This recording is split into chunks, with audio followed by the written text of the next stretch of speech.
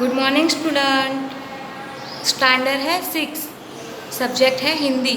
समझदार नन्ही, उसका हमने जो पार्ट था उसको समझ लिया, उसकी स्टोरी को समझ लिया, फिर शब्दार्थ का अर्थ भी समझ लिया और अभ्यास था वो भी हमने कल देख लिया और आज हम स्वाध्याय को देखेंगे।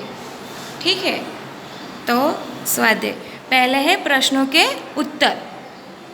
नन्ही कौन थी? तो क्या नन्ही एक छोटी बतख थी। बिच्छू कहाँ फंस गया था? तो बिच्छू दलदल में फंस गया था।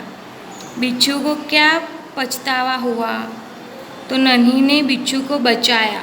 बिच्छू ने उसे डंक मारा तो भी उसने बिच्छू को दूसरी बार भी बचाया। नन्ही की भलाई के सामने अपनी दुर्गुण को देखकर बिच्छू को पछतावा हुआ। नन्ही ने क्या निश्चय किया? तो नन्ही ने हमेशा भले काम करने का निश्चय किया। नन्ही ने बिच्छू को क्यों बचाया? नन्ही का स्वभाव संकट में फंसे हुए प्राणी को बचाना था, इसलिए नन्ही ने बिच्छू को बचाया। बिच्छू के स्वभाव के बारे में माँ ने नन्ही से क्या कहा? तो बिच्छू के स्वभाव के बारे में माँ ने नन्ही से कहा कि डंक मारना बिच्छू का स्वभाव है। नन्ही ने अपने स्वभाव के बारे में क्या कहा?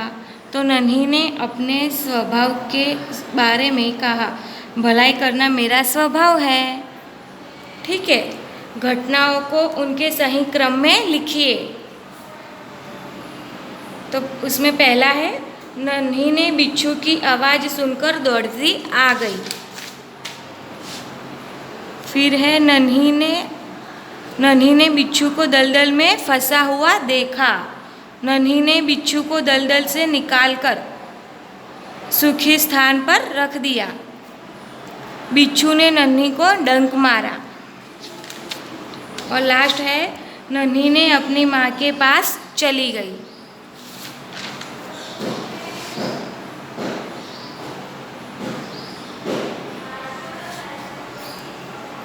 इकाई में से 5 संज्ञा शब्द ढूंढिए और उनका वाक्य में प्रयोग कीजिए।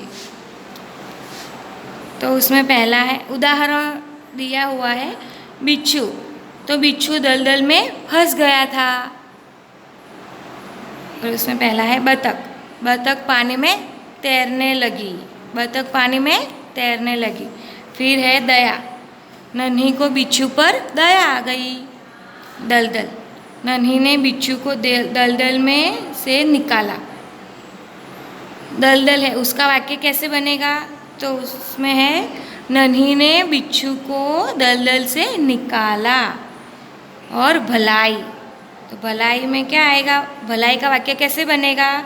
तो है, भलाई करना नन्ही का स्वभाव था। माँ ने नन्ही को सही बात समझाई। प्रयुक्ति महावरों में से किन्हीं 3 महावरों को रेखांकित कीजिए और उनका अर्थ देकर वाक्य में प्रयोग कीजिए। तो इसमें पहला है अनसुनी करना। अनसुनी करना का मतलब है ध्यान न देना। और उसका वाक्य ऐसा होगा, वर्ग के कई छात्रों ने शिक्षक की बात अनसुनी कर दी। आदत का गुलाम होना, आदत से मजबूर होना। आदत का गुलाम होना मीन्स के आदत से मजबूर होना।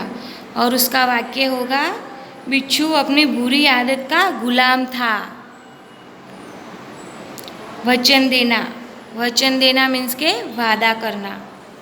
और उसका वाक्य बनेगा, बिच्छू ने किसी निर्दोष जीव को डंक न मारने का नन्ही को वचन दिया।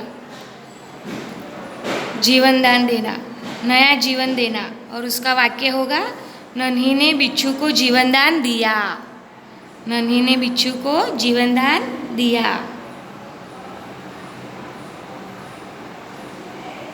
शर्म से पानी पानी होना, बहुत लज्जित होना। अंत में बिच्छू शर्म से पानी पानी हो गया। थिरकने लगना। थिरकने लगना मीन्स के खुशी से नाचने लगना। माँ की बात सुनकर नन्ही थिरकने लगी।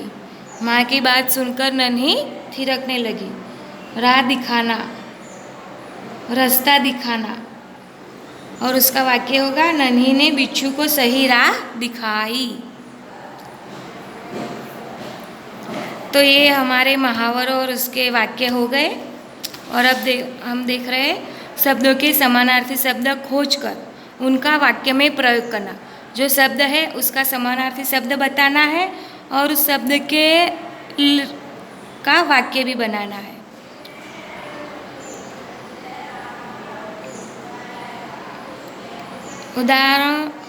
उदाहरण दिया हुआ है। पहले है नदी, तो उसका समानार्थी होगा सरिता।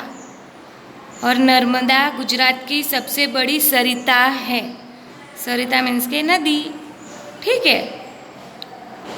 अब पहला स्थान। स्थान मीन्स के स्थल।